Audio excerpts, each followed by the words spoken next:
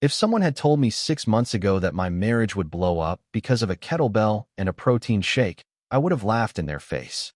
My name's Mike, 35, and I've been married to Jenna, 33, for 9 years. No kids yet, decent jobs, quiet suburban life. Until recently, we were your typical Netflix and takeout couple. We got along well, no major fights, but yeah, the spark had been fizzling. We both knew it. We just ignored it. Then, around February, Jenna got really into fitness. Like, obsessively into it. Out of nowhere.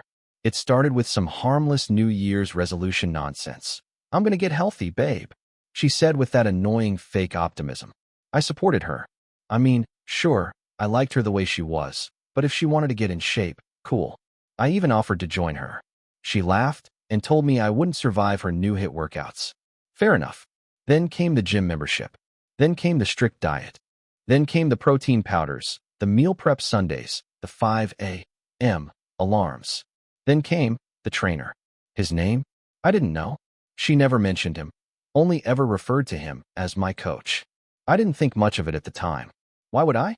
But something felt off. You know that gut instinct? The kind that doesn't scream, it whispers. Just little things.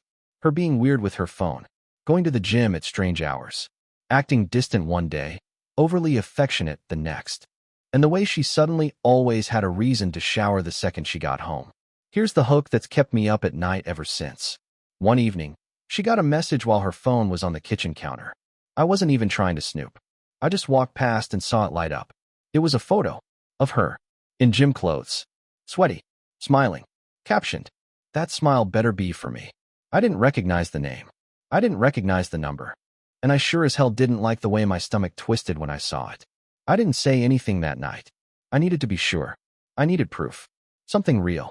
Because if I was right, then this wasn't just about gym sessions anymore. I couldn't sleep that night. I just kept replaying the message in my head. That smile better be for me. Who the hell was that guy? And why was Jenna smiling like that for him? The next morning, I waited until she left for her 6 a.m. boot camp session. She was out the door in her usual rush, leggings, hoodie, gym bag slung over her shoulder, earbuds in. Didn't even kiss me goodbye. I sat down with my coffee and opened her laptop. We don't hide passwords from each other. Well, we didn't, at least. So I used the one I knew she always used. The name of her childhood dog plus our wedding year. Boom. I was in. Her Chrome tabs were clean. Too clean. She'd clearly been clearing history. But there was one thing she hadn't logged out of. Spotify. Why would I care about Spotify? I wouldn't. Except there was a playlist open. A private one. Titled, Burn. Okay, maybe it was a workout mix. I clicked it open. It wasn't just music. There were voice memos. The first one was him. Male voice. Confident. Smooth. Way too familiar. "You looked amazing today. The way you finished that last set stayed with me. You know what that does to me." I slammed the laptop shut so fast, I almost broke the screen. My heart was pounding like I'd just run a damn marathon. This wasn't a crush. This wasn't innocent. Whoever this guy was, they weren't just exchanging gym tips. And she wasn't hiding it that well either. I didn't confront her right away. Not yet. I wanted to catch her with something undeniable. No arguing, no twisting, no gaslighting. So I started playing dumb. Supportive, even. That night, I told her she was glowing lately. That she seemed happier. She smiled, kissed my cheek, said, "I just feel really good lately." Yeah, I bet you do. I needed more. So I waited until she fell asleep, face down in bed after one of her long showers. Phone charging on her side. Face ID lock. Useless. But I knew her passcode from when she asked me to play music once on a road trip. For digits. I entered it. It opened. And the first thing I saw? A thread. Pinned to the top of her messages. The contact name was just an emoji. Burn. My blood ran cold. So now I'm staring at this thread titled Burn at 1:43 a.m. In the dark, my wife snoring beside me. I tapped it open, and I swear, I could feel my throat tighten. The text went back months. No names. Just flirty emojis, inside jokes, and some explicit stuff I can't even repeat. And then there were photos. One of them was taken in a gym mirror. Jenna, biting her lip, holding her shirt up just enough to show off abs I didn't even know she had. He replied with a fire emoji, a tongue, and the words, "Can't wait to spend time with you." It took everything I had not to throw the phone across the room. I scrolled. Every message was like a slap in the face. You're with me during sets. With him after hours. That's crazy. He has no clue, huh? Keep being a good girl and stretching for me. It was like reading a script for some sleazy affair drama. Except it was my life. My wife. And then came the kicker. A location pin. From her. This is where I parked. Meet me behind the smoothie bar in 10. Sent 2 days ago. I felt sick. That smoothie bar. It's inside the same complex as her gym. Which means she wasn't even being discreet. They were meeting literally around the corner from home. I locked the phone, set it back down, and just stared at the ceiling. What the hell do you even do with this? Do I storm out? Wake her up and throw the phone at her face? I couldn't. Not yet. I needed more. So the next morning, I downloaded an app on my phone that could track hers through our shared iCloud. Nothing crazy, just find my iPhone. She never disabled it. Probably never thought I'd use it. I waited until she left for training again, then followed the dot. It didn't take her long to stop moving. She was parked behind the smoothie bar, and she stayed there for 58 minutes. I didn't go confront her. Not yet, because I still didn't know who he was. And somehow, not knowing was worse than everything I'd already seen. At this point, I was done pretending. But I couldn't blow it yet. I needed a name. A face. Something solid. Burn was still just an emoji in her phone. And even with all the flirty texts and location tracking, I had no proof of who he was. So I started thinking backward. She always came home from the gym looking freshly showered, makeup perfect, not a hair out of place. That alone made no sense.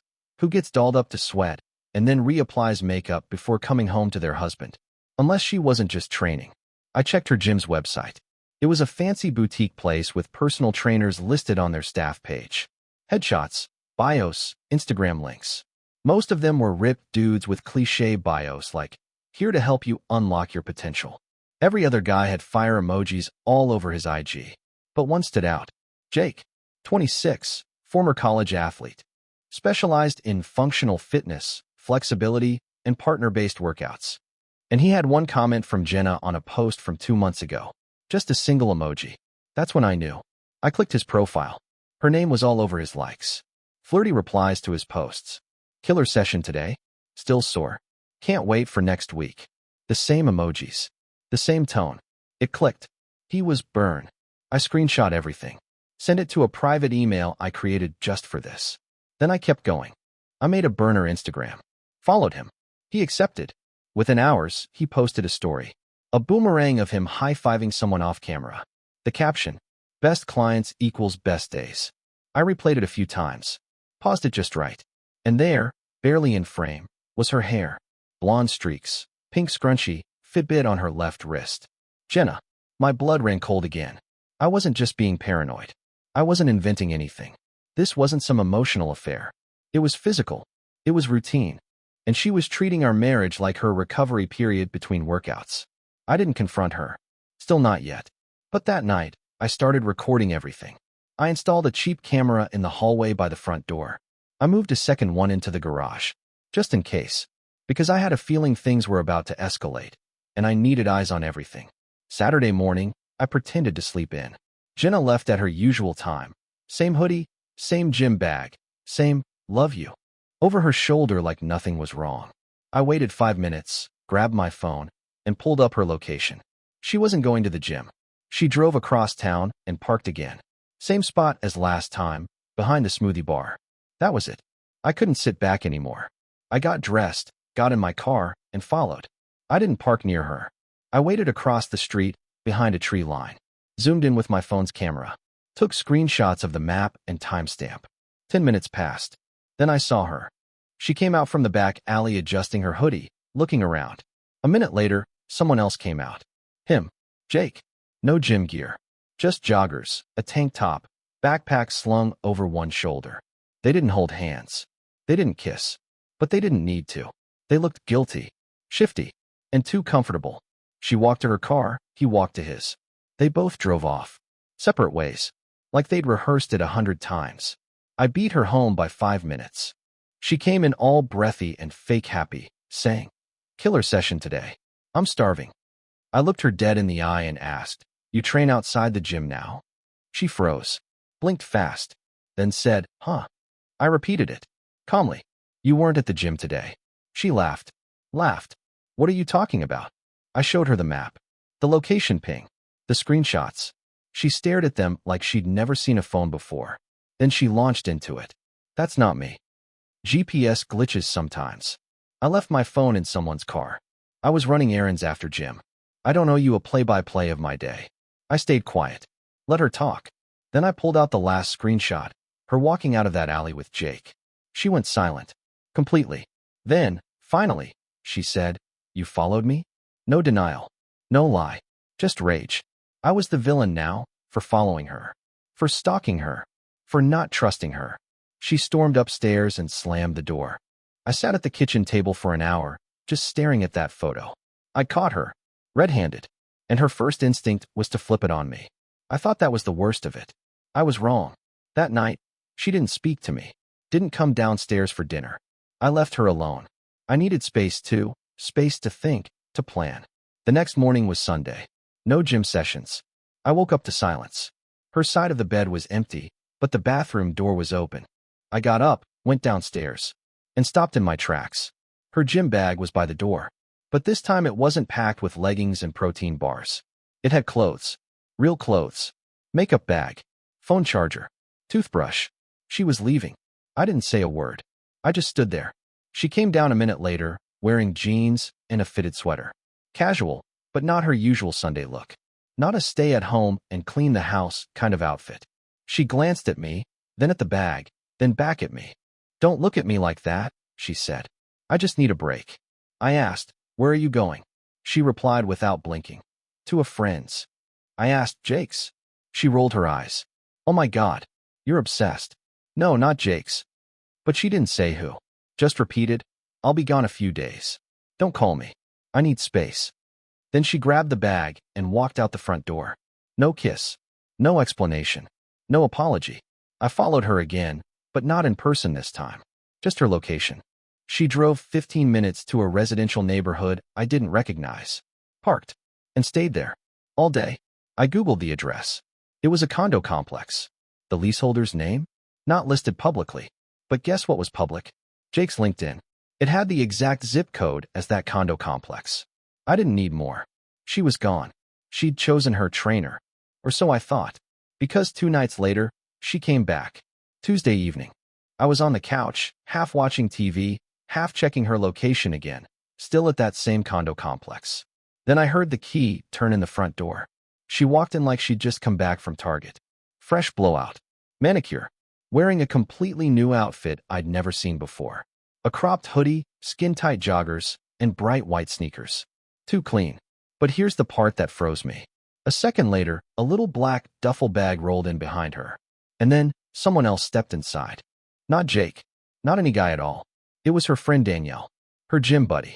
I recognized her from the few times they'd gone on double fitness weekends. Danielle gave me a fake little wave, said, "Hey, Mike," and walked straight past me like she lived here. Jenna dropped her keys on the counter and said, "She's crashing here for a few nights. Hope that's okay." Hope that's okay? She disappears for 2 days without a word, then walks in with a suitcase and backup. I didn't answer. I just stared at her. She raised her eyebrows. "What now?" I asked calmly. "Where have you been?" She smiled. "Told you needed space." Danielle piped in from the hallway. She just needed to be around someone positive for a while. Not all this toxic energy. I almost laughed out loud. Toxic? You cheat, lie, disappear, and I'm the toxic one?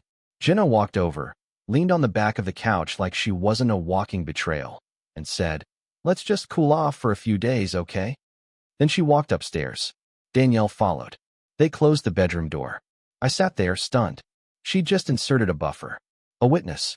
Someone to make sure I didn't explode, didn't throw her out, didn't ask questions. She came back. But it wasn't for me. It was to control the narrative. And I had a feeling it was only the beginning of something much worse. That night, I barely slept. They stayed holed up in the bedroom. Door closed, voices muffled, but not enough. Around 11 p.m., I walked past the door to use the bathroom. I didn't mean to stop, but something Danielle said made me freeze mid-step. "He has no idea it's been going on this long." I stopped breathing. Jenna responded, quieter. "Shoo, not so loud." Danielle laughed. "Seriously though, I thought you were going to come clean weeks ago. Why drag it out? Then silence. Then Jenna. Because I'm not sure anymore. Danielle, about him? Jenna. About both of them. I backed away slowly, heart pounding. Both of them? What the hell does that mean? I waited until I heard their voices drop again, then went to the living room and sat in the dark, thinking. I'd been assuming Jake was the only one. But now, both of them. Could Danielle be the other person? I didn't want to go there, but the pieces were starting to shift. The overnight gym trips. The weekend fitness retreats. The constant girl time she suddenly needed every week. And now, Danielle moves in right after Jenna gets confronted? It was like a human shield. Or maybe something else. The next morning, I waited for Danielle to go take a shower, then, accidentally, walked past the room with the door open. Jenna was on her phone, whispering. She jumped when she saw me, locked the screen instantly. I asked her, "How long are you guys staying?" She replied, "We're just figuring things out. We'll be gone soon." We. Not she. We.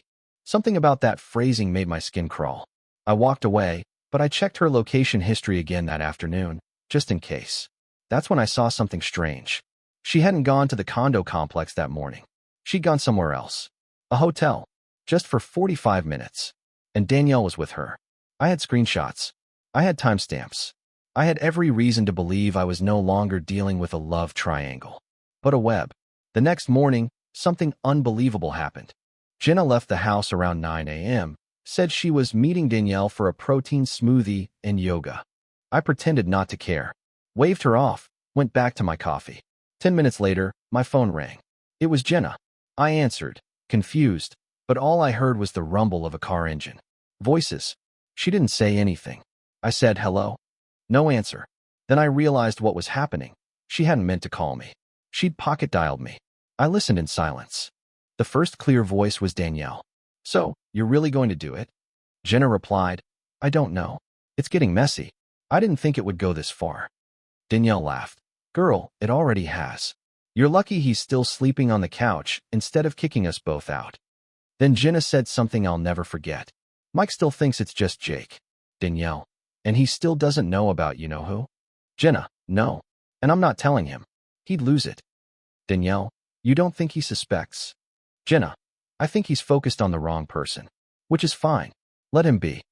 I felt my stomach drop. Wrong person. There was another one. Not Jake. Not Danielle. Someone else. Someone I didn't even know about yet. Suddenly, Jenna's odd phrasing from before, both of them, took on new meaning.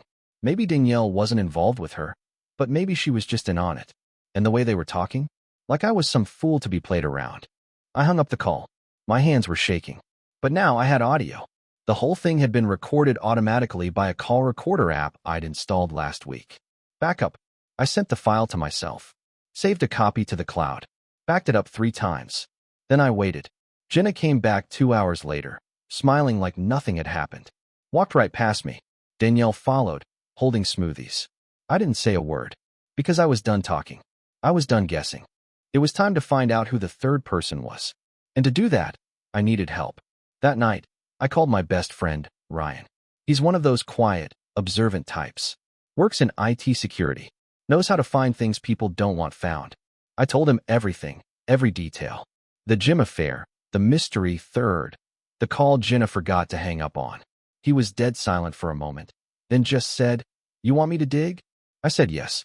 2 hours later, Ryan had access to her secondary email. The one she used to sign up for newsletters and promo codes. Not the one she gave me the password to. And guess what? That inbox was active. Dozens of emails over the past few weeks, mostly junk. But tucked in between, a few reservation confirmations, Uber receipts, a suspicious Venmo trail. Then Ryan found it. An Uber trip to a luxury apartment complex downtown. Repeated visits. Different times. Always the same destination. But here's the part that made my heart stop. One of the Uber drop-offs was tied to a name. She'd sent payment directly to the rider's phone. Name on the receipt? Matt P. Matt. I knew that name. Matt was Jenna's coworker. He was in marketing. I'd met him once at her office holiday party last year. Slick haircut, loud laugh, gym body under designer clothes. The kind of guy who says things like, "Crush it, bro," without irony. I remember the way he hugged Jenna that night, just a little too long. The way she brushed it off. He's like that with everyone. Matt. He was the third man. Suddenly, everything made sense. The extra late work nights. The new perfume. The way she was glued to Slack after dinner. I thought it was just job stress. But she wasn't working overtime. She was rotating shifts between her trainer and her coworker. And I was in the dark the entire time. I sent Ryan all the screenshots, the receipts, the timeline. He messaged back, "Dude, she's running a damn circuit." I sat on that couch for a full hour, staring at the floor. Trainer, coworker, God knows who else. And the worst part? She was still upstairs, still under my roof. I knew what I had to do next, but I wanted to see it first. The plan was simple. Ryan helped me set up a motion-activated camera in the guest room, disguised as an air purifier. HD, night vision audio. I figured if Jenna was really sneaking someone in while I was at work, I'd finally catch them red-handed. I made sure to leave the house Thursday morning like usual. I even texted her, "Work might run late. Don't wait up." Then I parked a few blocks down and waited. At 12:43 p.m. I got the alert. Motion detected, guest room. I opened the live feed. My heart was pounding. She walked in first. Hoodie, ponytail, same duffel bag she always used for gym stuff. Then someone else walked in behind her. And it wasn't Jake. It wasn't Matt. It was Danielle. Just her. No third guy. No mystery man. Jenna locked the door. Danielle pulled the shades. And what happened next? I couldn't even process it first. They kissed. Like, deeply. Like two people who'd done it before. Not hesitation, not confusion. This felt routine. Then the atmosphere shifted. Layers of closeness stripped away. Then the hoodies came off. Joggers. Leggings. Everything. They weren't just hiding from me. They were with each other. All that talk about needing space, all those gym weekends, all those positive energy speeches, it wasn't just Jake or Matt. Jenna was cheating on me with her best friend. The woman sleeping under my roof. They stayed in that room for nearly an hour. Laughing, whispering, kissing. Then they dressed, grabbed smoothies from the fridge, and walked out like they hadn't just flipped my entire world inside out. And the worst part? I didn't feel angry. Not at first. I felt relieved. Because now I knew. No more guessing. No more suspicions. This wasn't one mistake. It wasn't an emotional affair. This was full-blown betrayal from every angle. Trainer, co-worker, and her best friend. 3 people. 3 lies. And I had all of it on camera. Now it was time for the final phase. Friday night. I told Jenna we needed to talk. She came downstairs all fake casual. Leggings, oversized hoodie, no makeup, like she was trying to look harmless. Danielle wasn't around. For once. I had my laptop open on the coffee table and 2 phones in my hand, mine and hers. She sat down across from me and folded her arms. "What's this about?" she asked, already defensive. I didn't say anything at first. Just hit play. On screen 1, the hallway camera. Her and Danielle walking into the guest room. On screen 2, the guest room camera. Motion-triggered footage from yesterday. Clear as daylight. And on screen 3, the voice memo from the pocket dial. Her and Danielle laughing about how clueless I was. Her face drained of color in seconds. She didn't even try to stop the video. She just stared at it, then slowly looked at me. I asked one question. "How long?" No answer. "Jenna, how long?" Finally, she croaked out, "Since last summer." I nodded. "And Jake?" Her voice barely above a whisper. 6 months. "Matt." Now her face turned. That wasn't serious. I almost laughed. "So we're ranking them now?" She buried her face in her hands. "Mike, I didn't plan any of this. It just happened." That line. It just happened. I stood up and walked toward the door, grabbed a folder from the drawer, and tossed it onto the table. Inside, screenshots, location data, emails, DMs, and the full printout of her double life. Every lie, every meetup, every kiss that didn't belong to me. She opened it. Her hands shook. "I have everything," I said. "And I've already spoken to a lawyer." Her eyes snapped up. "You're divorcing me? You think I'd stay married to a woman who crossed the line with her trainer, her coworker, and her best friend right under my roof?" She went quiet again. Then came the tears, the begging, the "let's fix this" speech. The "I'll cut them off" promise. She even blamed stress, hormones, loneliness. She said she still loved me. I told her flatly, "You don't love people you lie to. You just use them." I didn't yell. I didn't cry. I didn't touch her. I just walked upstairs, closed the bedroom door, and started packing my things. I gave her 48 hours to leave the house. She left in 12. She left quietly, but the noise came later. First came the text from Jake. "Yo man, whatever she told you, it wasn't like that." I replied with a screenshot of him and Jenna in the alley behind the smoothie bar. The one where she looked freshly worked out. He never responded. Next was Matt. This guy had the audacity to email me through his company email. Subject line: "Can we be civil about this?" I forwarded it to his HR department, along with the Venmo screenshots, hotel logs, and the date stamps showing he was not where he claimed to be on multiple client meetings. Ryan helped me anonymize the source. But trust me, Matt's days of playing boss's pet in the office are numbered. Then, finally, came Danielle. She called me. I didn't answer. She texted instead. "Please don't hate me. I didn't mean to hurt you. Jenna needed me." I replied with a single sentence. "You were under my roof." That was it. I blocked her after that. And Jenna? Oh, she kept trying. For a week straight, I got everything from long paragraphs to voicemails where she sobbed, pleaded, promised therapy, said she'd go no contact with all of them, said she'd lost herself. She didn't lose herself. She found what she really wanted, and now hated the price. I didn't respond to a single word, because I'd already moved on to the next phase. I filed the divorce papers. The evidence was airtight. My lawyer said it might be one of the cleanest at-fault cases he's seen in years. Jenna's lawyer tried to negotiate. "Can we avoid public exposure?" he asked. I smiled through the phone. "Tell her not everything ends with a silent rep."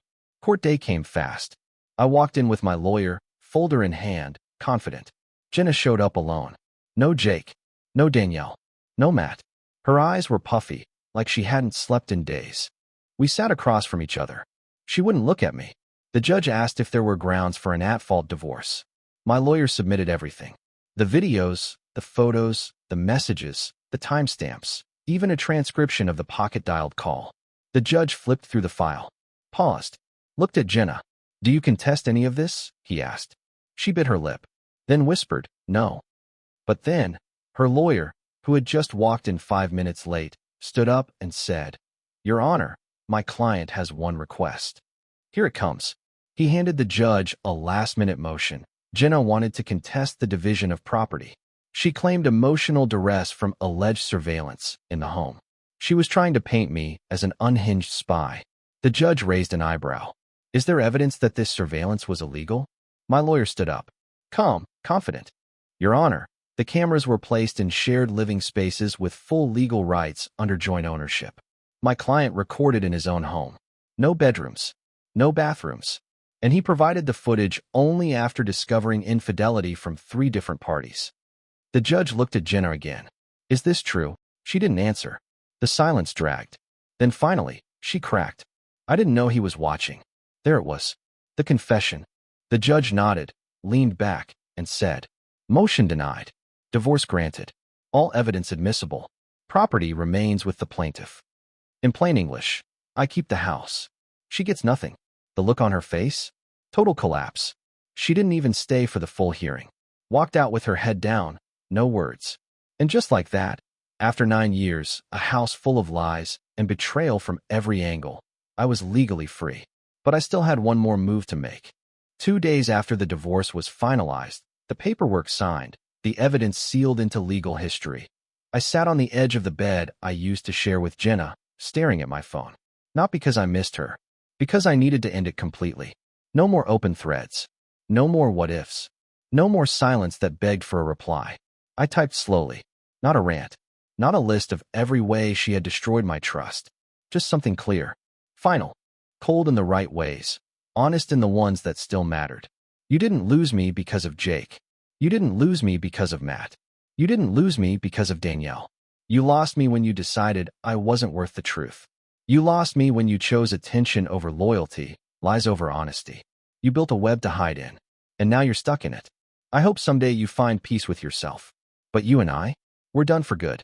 Please don't contact me again. Then I hit send. I blocked her across everything. Phone, social, email. Even changed my Netflix password, just in case. The house was quiet. So quiet it felt like I could finally breathe again. I'd kept the house and the divorce. The judge awarded it fully to me, said the evidence left no room for dispute. The look on Jenna's face when that gavel hit? like she'd just realized there was no come back from this. She walked out of that courtroom with nothing. No apology, no bags, no backup. That silence, after all the lies and games, was the loudest moment of all. I spent the weekend cleaning out everything she left behind. Her workout gear, gone. The protein powders, the leggings stuffed into drawers, the pink yoga mat she once called her second bed, all of it into trash bags. I deep cleaned the guest room, scrubbed the hallway, even repainted the kitchen just to get rid of the memories. The place didn't feel like ours anymore. It felt like mine. That Sunday, Ryan came by. We grilled burgers in the backyard, something simple, peaceful. At one point, he looked around and said, "You know, it's weird. This place doesn't feel haunted anymore." I raised my beer. "Because we burned the ghost out." He smirked. "Yeah, but damn, Mike. For people? She really put you through a full Netflix series worth of betrayal." I nodded, half laughing. Because somehow, I wasn't angry anymore. Not like I thought I'd be. I was just done. Hollowed out, sure, but done. Until Monday morning. That's when I got the envelope. No name. No return address. Just a plain white envelope in my mailbox with my name handwritten on the front. I almost tossed it without opening it. Thought it was just some leftover legal doc. Inside was a single photo. It was Jenna, sitting alone on the bench outside her gym. Hoodie pulled tight. Hair in a messy bun. Phone in her hand. Face locked in that expression I knew too well. Numb. Cold. Haunted by regret, but too proud to admit it. On the back of the photo, in her handwriting, "I still check if you're online." That's all it said. No apology. No explanation. Just a breadcrumb of guilt, tossed like a lifeline. I stared at it for a minute, and then I threw it away. Because whatever she was still holding on to, I'd already let go of. She wasn't just the woman who betrayed me multiple times. She was the woman who tested how far I could break before I rebuilt. I changed the locks, blocked the mailbox, set up mail filters for any variation of her name. It was over. No big explosions. No final act of revenge. Just distance. Silence. Peace.